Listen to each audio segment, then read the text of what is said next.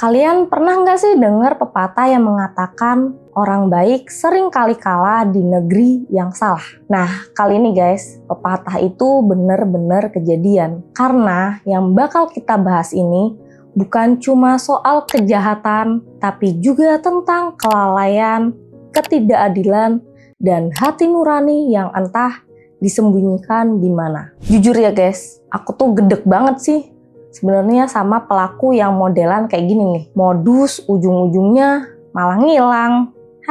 Nah guys, apakah kalian masih ingat dengan sosok Arini? Seorang perempuan disabilitas yang hidupnya seharusnya dilindungi, tapi malah jadi korban dari kebiadaban manusia. Dan lebih parahnya lagi guys, keadilan buat Arini nggak semulus yang kalian bayangin.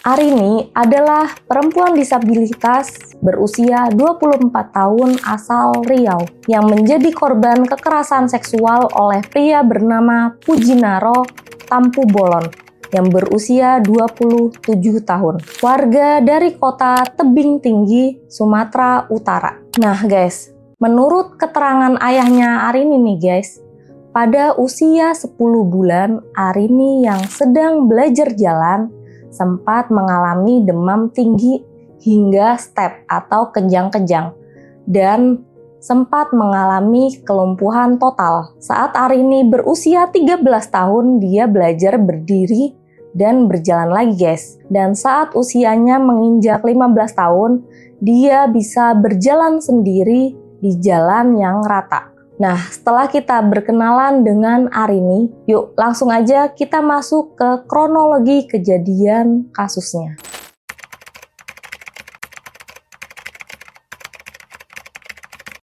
Jadi awalnya gini guys, korban yang bernama Arini berkenalan dengan pelaku yang bernama Pujinaro melalui Facebook. Setelah intens berkomunikasi, pada tanggal 26 November 2025 pagi, pelaku berangkat dari Tebing Tinggi dan mendatangi rumah korban di Riau. Ini orang rada niat ya, jauh kan padahal. Saat itu guys, korban cuma sendirian di rumahnya karena orang tua korban sedang bekerja dan adiknya sedang tidak ada di rumah. Nah, selang beberapa waktu nih guys, pelaku membawa korban pergi menuju Sergai dengan menaiki sepeda motor. Pelaku berdalih guys, ingin mengenalkan korban ke orang tuanya dan bermodus guys, akan menikahi korban. Nah jadi guys, karena Arini yang melihat keadaannya sendiri dan merasa pelaku bisa menjaga Arini, jadi Arini mau ikut bersama pelaku guys. Nah jadi guys, si Pujinaro ini guys, ngaku-ngaku masih lajang. Dia tuh ngaku-ngaku tidak ada istri dan anak. Dasar lelaki kardus aja nih orang. Nah, menurut pengakuan Arini, keduanya sempat menginap ke sebuah hotel di Kota Pinang, Kecamatan Labuhan Batu Selatan. Nah, saat itulah guys, pelaku pertama kali mengajak Arini melakukan hubungan badan. Dan saat itu Arini hanya bisa menangis dan tidak bisa melakukan perlawanan, tepatnya karena keadaannya guys. Dan juga guys, pada saat itu pelaku menenangkan Arini dengan mengatakan, "Kau tenang aja, aku akan bertanggung jawab dan kau akan kunikahi." Dan waktu itu Arini hanya bisa terdiam dan sangat percaya pada pelaku yang mengaku akan menikahi dia. Dan pada tanggal 29 November 2024, pelaku membawa Arini ke daerah Tebing Tinggi. Pelaku membawa Arini ke rumah paman pelaku guys, dan mengenalkan Arini ke paman pelaku. Namun guys, pada malam itu pelaku malah dimarahi oleh pamannya ini nih. dan mereka berdua diusir oleh pamannya. Ya emang kocak aja ya pikirannya si Pujinaro. Ya seenak-senaknya aja tuh bawa anak orang. Dan alhasil guys, pelaku kembali mengajak Arini dan membawa Arini ke sebuah SPBU untuk tidur di sana. Ya karena Arini ini sangat percaya sama pelaku ya guys. Ya jadinya Arini cuma nganut aja gitu. Keesokan paginya pelaku izin kepada Arini untuk berangkat kerja. Dan Arini dititipkan di tempat paman angkatnya tadi itu guys. Ya entah itu paman beneran atau enggak ya. Nah sore harinya nih guys, pelaku menjemput Arini dan kembali membawa Arini ke SPBU itu lagi. Nah di sana guys, Arini mulai bertanya kepada pelaku. Terus kayak mana lah? Kau jadi nggak tanggung jawab sama aku? Kau jadi nggak bawa aku ke rumah orang tua kamu? Pelaku cuma jawab, apa coba guys? Ya udah nanti ya. Lah, singkat doang kocak. Terus singkat cerita mereka kembali tidur di SPBU itu lagi guys. Nah keesokan harinya guys, Arini ditinggal di SPBU sendirian. Ya karena lagi-lagi guys, pelaku berdalih akan berangkat kerja. Ya kagak tahu nih kerja beneran apa bohongan ya. Nah pelaku juga mengajak Arini nih guys pergi bersama. Nah tapi kali ini nggak ke tempat pamannya itu ya. Kali ini pelaku mengajak Arini ke rumah temannya guys. Dengan dalih akan menitipkan Arini ke tempat temannya itu. Tapi temannya itu nggak terima guys kalau Arini dititipkan di rumahnya. Oh, membawa Arini ke sebuah madrasah loh. Wah. Ya elah. Dua kali. Oh, iya. Nah, tapi lebih parahnya lagi guys, pelaku malah membawa Arini ke sebuah madrasah kosong. Dan lagi-lagi, pelaku memaksa Arini untuk berhubungan badan. Saat itu guys, Arini mulai merasa nggak nyaman. Tapi tetap aja, dia dipaksa sama pelaku.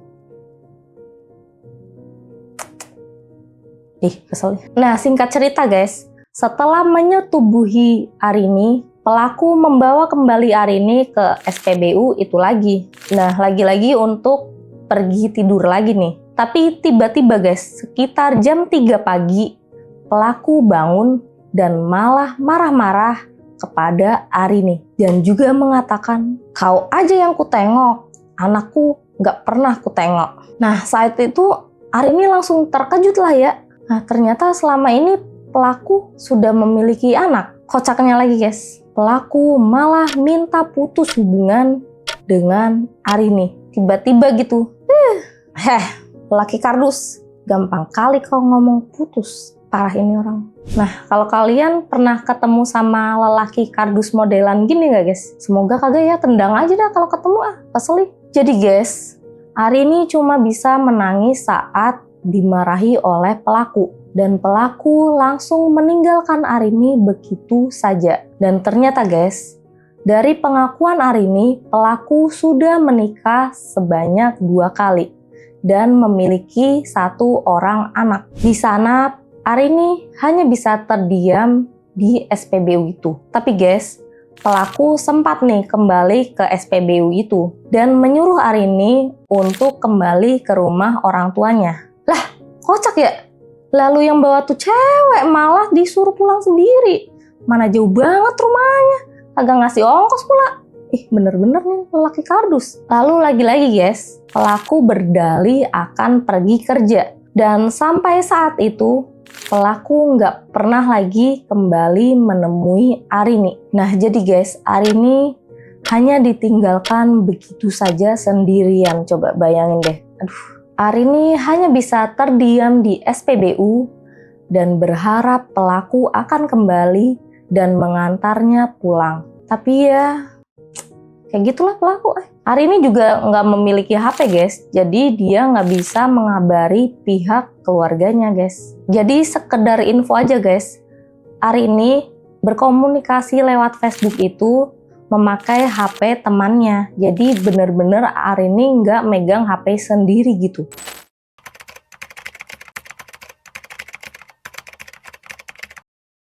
Nah di tempat yang lain nih guys, keluarga korban merasa ada yang aneh. Karena menurut pengakuan sang ayah, Arini selalu meminta izin jika ingin pergi. Jadi sang ayah ini menunggu nih Arini untuk pulang sampai menjelang maghrib. Tapi kok malah sama sekali nggak ada kabar guys. Sampai sang ayah ini menanyakan ke pihak keluarga lainnya dan juga teman-teman Arini akan keberadaan Arini. Tapi ya nggak ada yang tahu gitu. Terus sang ayah dan keluarga mencari Arini terus-menerus. Tapi hasilnya nihil guys, nggak ada kabar dari Arini sama sekali. Nah, tapi ada guys nih, anak-anak yang mengaku melihat Arini pergi pada jam 10 pagi bersama seorang pria dengan menggunakan sepeda motor. Ya yang tadi pagi itu tuh yang dijemput awal itu. Sang ayah sempat melaporkan atas hilangnya Arini ke pihak kepolisian setempat. Nah, polisi itu pun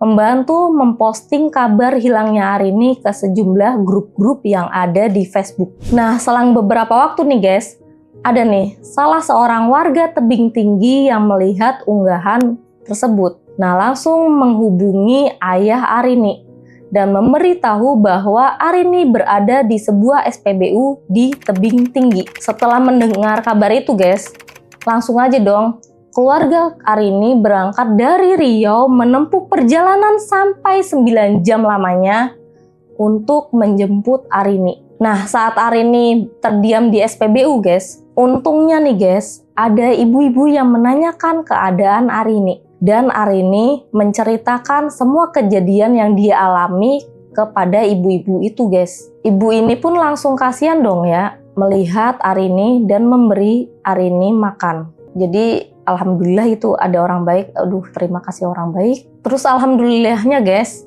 selang beberapa waktu kan ayah Arini tiba di SPBU itu dan bertemu dengan Arini. Dan ternyata si ibu yang tadi menolong Arini nih dan karyawan yang berada di SPBU itu mengenal pelaku. Nah, tiba-tiba guys, saat masa udah berkumpul guys, si pelaku nih dengan santainya lewat ke SPBU itu. Ya langsung dong ya dihadang dan ditangkap oleh massa. Dan dia aja pede banget lewat, kocak emang. Tapi ternyata guys, pelaku tidak langsung dibawa ke polisi, tapi malah dibawa ke pihak keluarganya dan meminta untuk damai. Dan sang ayah pun menolak dengan tegas untuk damai.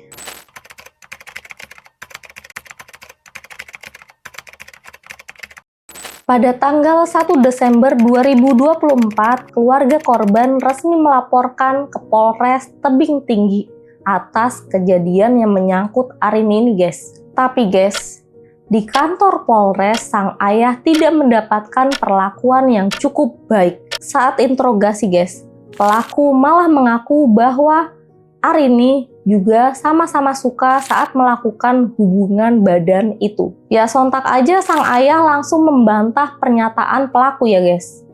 Pas sang ayah membantah guys, sang ayah malah disuruh keluar dari ruang interogasi guys. Katanya malah mengganggu interogasi. Lah kok kocak ya malah disuruh keluar ya? Lah kan ini sang ayah, orang tua Arini.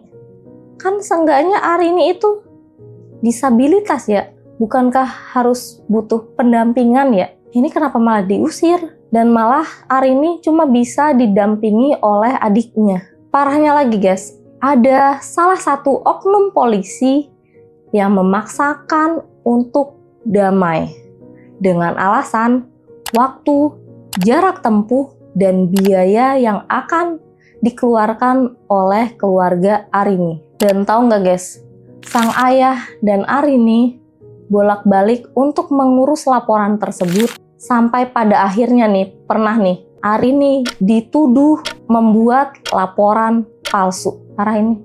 Padahal korban ya malah dituduh.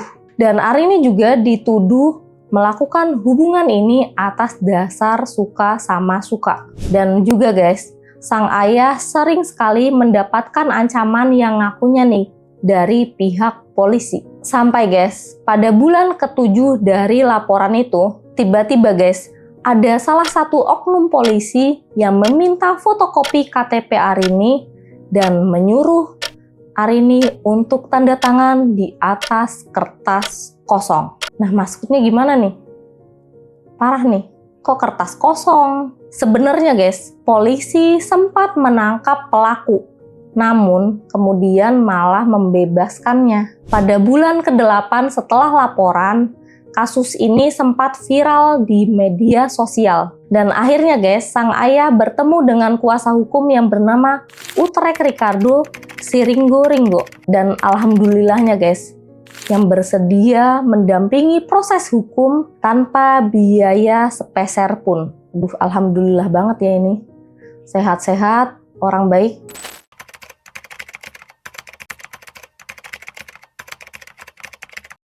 Pak Ricardo selaku kuasa hukum Arini menyebut penahanan pelaku ditangguhkan karena proses pemberkasan ke kejaksaan yang begitu lama. Nah, saat kasus ini sempat viral guys, pihak pelaku menyanggah tuduhan ini atas dasar kurangnya bukti. Yang tambah bikin janggalnya lagi guys, penyidik juga sempat mengatakan ke Pak Ricardo akan ada upaya perdamaian dengan nominal sebesar 2 juta rupiah dari ibu si pelaku. Namun pihak Arini dari awal memang menolak untuk berdamai. Nah iyalah 2 juta rupiah, 2 juta dolar juga nggak akan tuh diterima.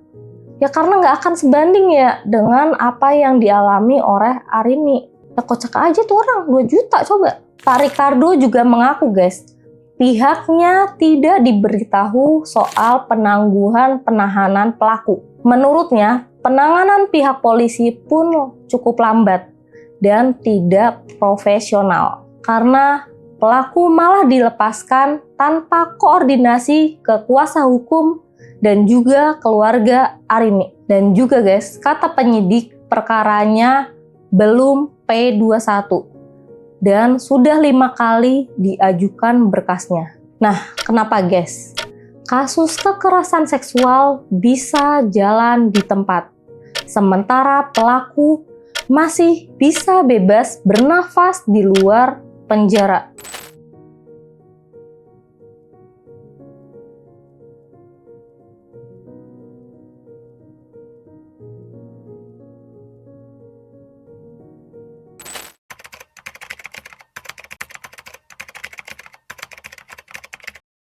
Setelah Bang Denny Sumargo mengangkat kasus ini dan kembali viral melalui podcastnya, akhirnya guys, pada Kamis tanggal 2 Oktober 2025, Majelis Hakim Pengadilan Negeri Serampa menjatuhkan vonis hukuman selama 10 tahun penjara kepada Pujinaro Tampu Bolon. Nah, rasain tuh. Tapi udah setahun lebih dong ya, baru diproses coba, ya Allah. Nah ternyata guys, vonis ini lebih berat dari tuntutan jaksa penuntut umum yaitu Jonathan Manurung dari Kejaksaan Negeri Sergai yang sebelumnya hanya menuntut 8 tahun penjara. Majelis hakim yang diketuai oleh Reynaldo menilai guys, perbuatan terdakwa dilakukan dengan cara yang keji serta memanfaatkan kerentanan korban. Dan dalam amar putusannya, majelis hakim menjatuhkan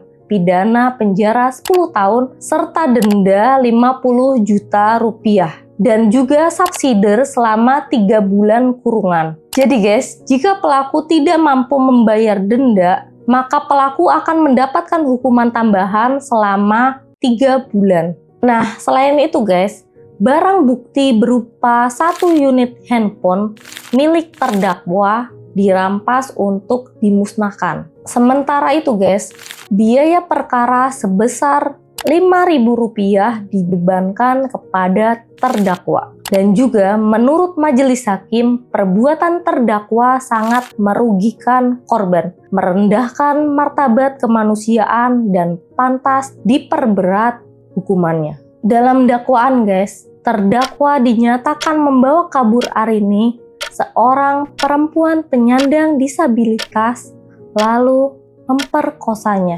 Tindakan tersebut dinilai melanggar pasal 6 huruf C Undang-Undang Nomor 12 Tahun 2022 tentang tindak pidana kekerasan seksual.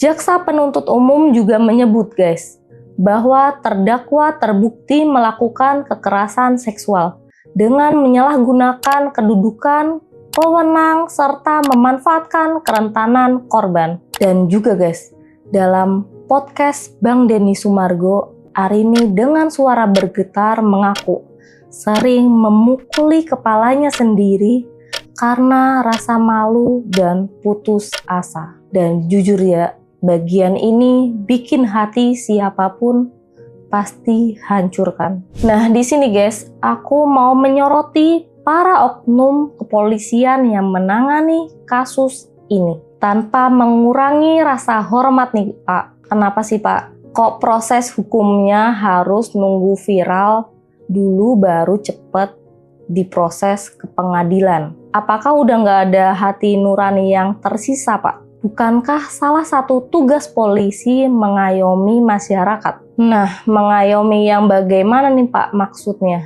Apakah menekan mental korban termasuk mengayomi? Apakah melepaskan pelaku pemerkosaan juga disebut mengayomi? Coba, perlu bukti apa lagi, Pak? Padahal jelas-jelas ini tindakan kekerasan seksual. Bapak-bapak harusnya lebih pintar dong ya, dan mengerti kan tentang kasus ini. Coba nih Pak, kalau posisinya dibalik nih, Bapak mengalami hal serupa yang dialami oleh Arini.